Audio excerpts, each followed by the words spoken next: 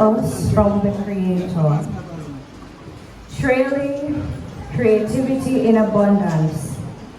Despite the anguish of life, she was trained in motherly love and family love, and survived and did even more than that.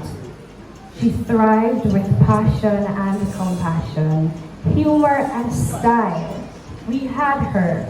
Whether we knew who she was or did not know, she was ours and we were hers. We had her. An excerpt from a poem written by Maya Angelou. Ladies, gentlemen, boys, girls, good afternoon. Good afternoon. All right. Before I introduce myself, something came to me earlier today. Mas Desmond Bennett, I'm not sure if he's here. He was in a taxi and he was saying that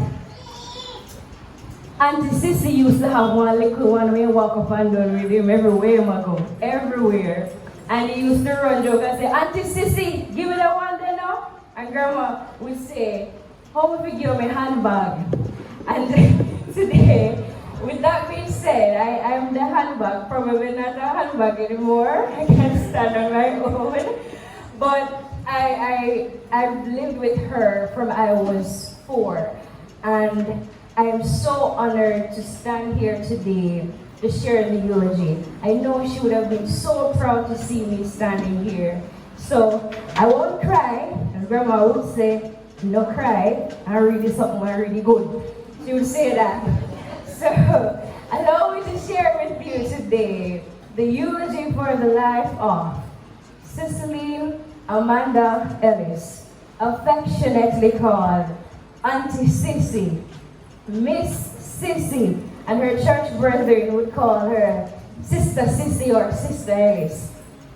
Ceceline came to us from the Creator on the 29th day of January 1942 and was produced by her late parents Cecil and Alema Ellis, otherwise known as Papi and Auntie.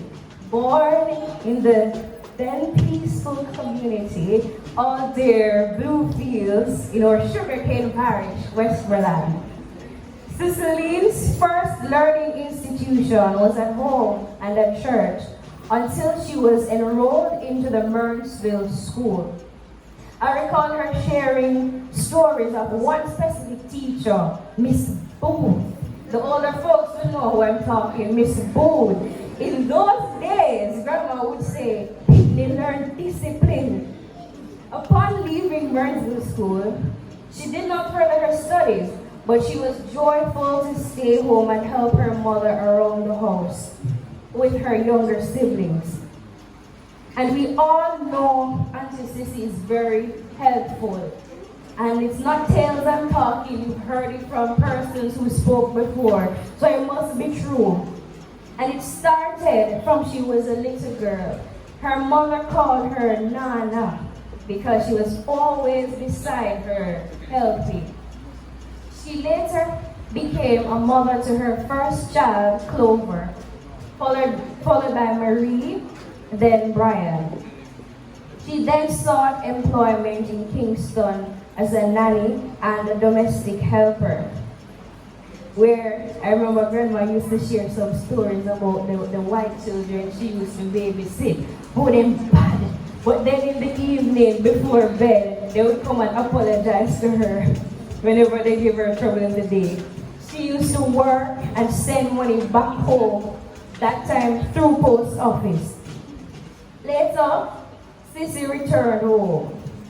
She then gave birth to her 4th child, Shakira, followed by the 5th, Kenil. She was not only a mother to her children, she also had a hand in raising nieces and nephews. And she would stay with some of them for who needed to go and work. She would stay with them, allow them to stay with her. She had no problem in doing that because she was a mother to everybody. Auntie Sissy later became the cook at the Salvation Army Basic School. Auntie Jen shared that earlier. You remember that?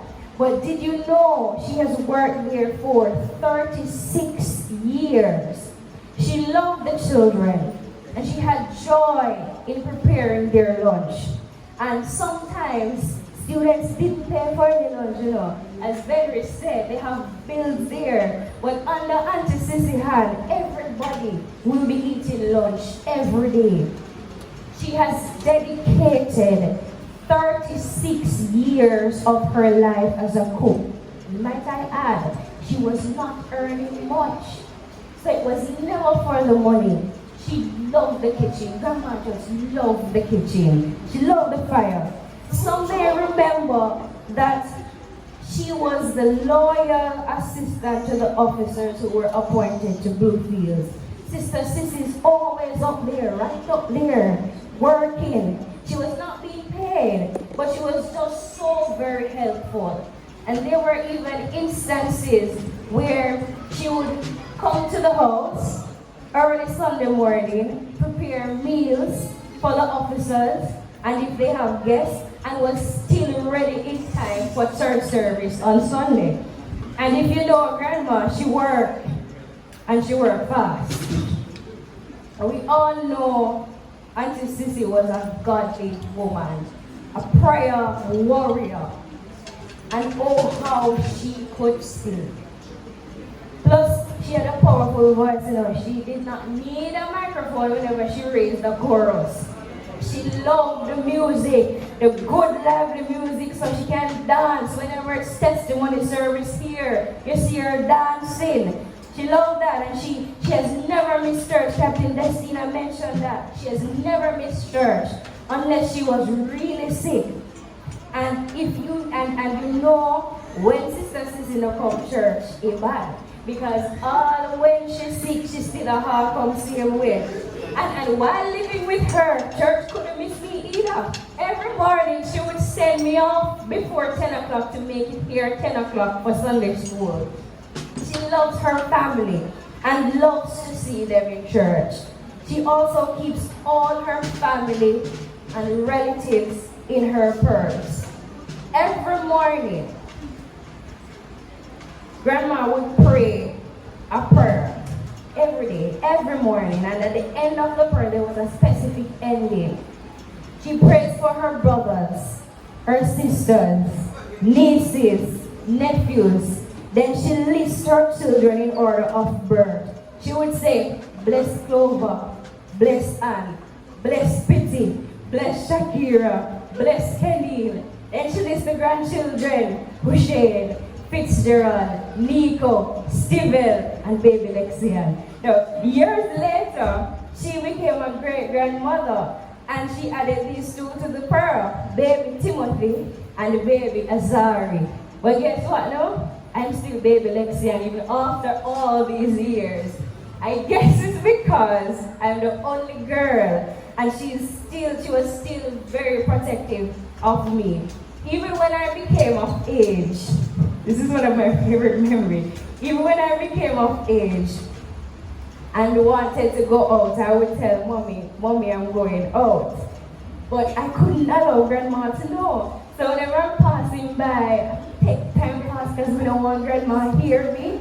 But somehow she's still here and she opened the door. Then I when you want to them me a time, yeah. And I'm telling you, it's like 6:30 in the evening and but to her it's late. I was like, Grandma, I'm just going out. Then Clover really stand up there making her go them me a time, yeah. So I know she was very protective. I'm certainly going to miss her when she used to wrap up the little money. You know, grandmas will always be grandmas. She used to wrap up some money, put it under my pillow. My last birthday last year I was sick and she came there and she wrapped up some $1,000 and put it under my pillow. Mommy didn't know about that one. I'm certainly going to miss when she hide and give me this and she push it on me and go like she don't give me nothing. Certainly going to miss her. It was without a doubt. Aunty Sissy was a highly respected woman within this community and even beyond. We all know her to be a kind and loving woman to everybody. However, she was a no-nonsense person. I've lived with her enough to know, and even though I was born just the other day, I knew what the I meant. One look from grandma. When I was doing something I wasn't supposed to do, I knew what the I meant. I had to be very respectful. Manners, as most of you would know, is something grandma takes seriously, especially from children. Or she's going to say, hey, don't have a ounce of manners. No manners in her house. That's what she would say. And then she would say, they always say, manners taken through the world without a cent. And she continues by saying, I know money you will get, but it will bring you far. And I've lived to see myself acquiring opportunities because of manners. I'm so thankful that I was raised by grandma that way. No, I could not have closed without entering the kitchen. Alright? Whenever we talk about cooking, all eyes turn to Aunty Sissy. What a lady can cook! I'm hoping that will pass down to me. Grandma was known for her famous fried chicken, Captain Destina. She mentioned that. She would fry chicken early Sunday morning and give it. She was famous for that. Even when there was harvest dinner or any dinner up here, Grandma was the first to reach us here with her back then, early in the morning, Grandma in the fire. And even at home, especially Christmas holidays, whenever there were relatives visiting, Grandma first up at wee hours in the morning in the kitchen, and it was outside kitchen. When you look, the table full, fried dumpling. And she was famous for her fried journey cake, the Roman dumpling then. She makes that very well. And when you look at canned salt fish, and she cook up the chicken liver and the callaloo, and that was just for breakfast. And listen, especially if this was on a Sunday morning, you want to know, say, Sunday dinner was already prepared for when we get home from church. I don't know how she did it, but like I said, Grandma worked and she worked fast. Grandma had joy being in the kitchen, and let's add to that whenever anybody or any relative would visit Jamaica from overseas, Grandma would visit their home, and she won't go empty-handed. I always hear her saying, "You look too bad to go me too long-handed." You see when she goes now, and she would hear the day when they're leaving Jamaica. She knows, and she will prepare to do her coconut drops and the grater cake, and of course her spicy fried fish to all the visitors to bring back overseas. Her beloved baby sister Sharon, that's what Grandma called her. The last time she visited Jamaica, Grandma prepared a meal for her, and this was recently. However, Auntie Sharon, she had some stuff already, and she didn't want to take too much, and Grandma told her that it may be the last meal from her, because whenever Auntie Sharon visits, Grandma would always bring a meal to the house, and that was, sadly, the last meal the baby sister received. February 2020, Ceceline was diagnosed with breast cancer and has received chemotherapy treatment for a few months. This many would not have known, as she was still determined to work despite her condition. As long as she could have walked, you would see her walk. And if you remember, Grandma, even when her hand was swollen, you would still see her walking around. That was how determined she was. For 2 years, she battled cancer without surgery. I remember when I told you she has never missed church until she was really sick.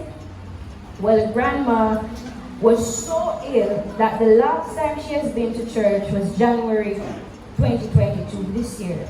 And even though she was weak, she was still determined to make her way around the house until she really needed assistance in April 2022. where her firstborn Clover stepped in physically and was there with her every step.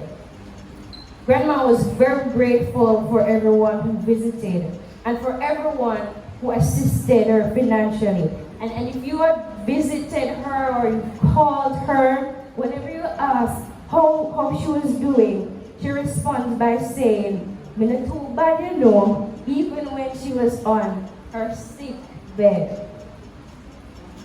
Friday, June 17, 2022. Grandma spent the entire night with Clover, because she was there with her, singing and repeating psalms from her thoughts. She couldn't manage to sing, so Clover told her, "Hum the songs then." And Grandma said, Major Williams, as Major Williams visited her before, and she said, Major Williams said, "No worry if you can't sing now, because we remember how much you used to sing over the years."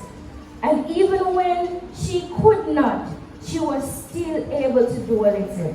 And since she has been sick in bed, she was always meditating on this song. And she even asked me to sing it for her once. And I said, "Grandma, you know it." And she said, "You know it, man." I didn't know it, really didn't know it, but I told her I'm going to learn it and sing it with her. And I'm so happy that I was able to learn it and go back and sing it with her. She's always singing this song. I'm in his hands. I'm in his hands. Whatever the future holds, I'm in his hands. The days I cannot see has all been planned for me. His way is best you see. I'm in his hands. And this was how she was able to sing it.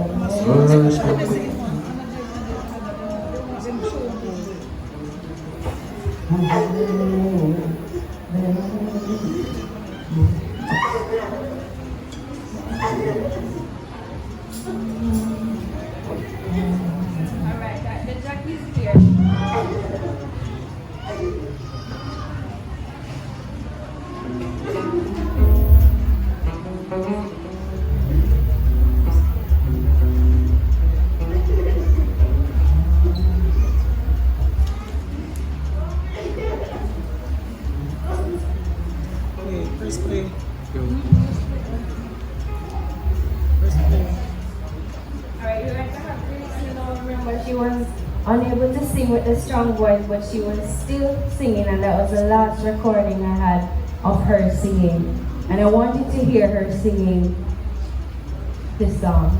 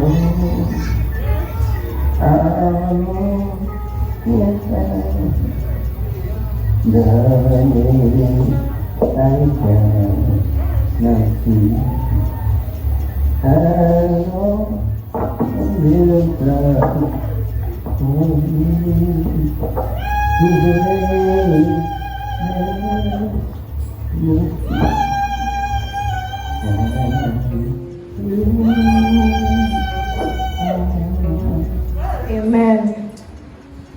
That was her meditation throughout her illness, that she was in the Lord's hands.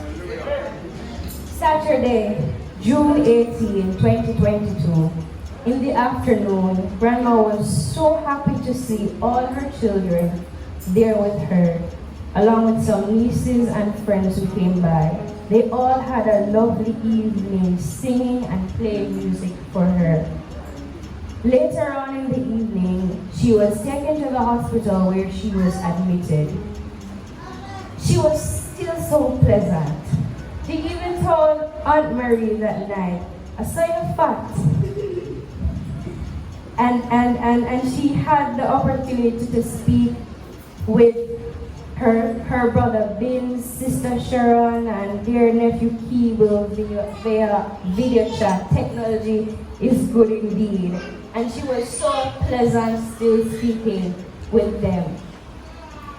Monday, June 20, 2022, at approximately 1:30 p.m., she was surrounded by her loved ones on her hospital bed.